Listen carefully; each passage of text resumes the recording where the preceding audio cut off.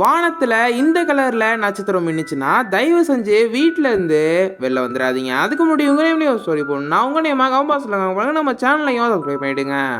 தாக்ஷாயினி அப்படிங்கிற பொண்ணு ரொம்ப கஷ்டத்துலையும் டிப்ரெஷன்லையும் வாழ்கிற பொண்ணு. ஒரு நாள் ரொம்ப டிப்ரெஸ் ஆனனால சூசைட் பண்ணுற அளவுக்கு போயிட்டா. அப்போ வானத்தில் கோல்டு கலரில் ஏதோ மின்னுது. அதை பார்த்துட்டே நிற்கிறா. அப்போ அவளோட அம்மா கத்துறாங்க.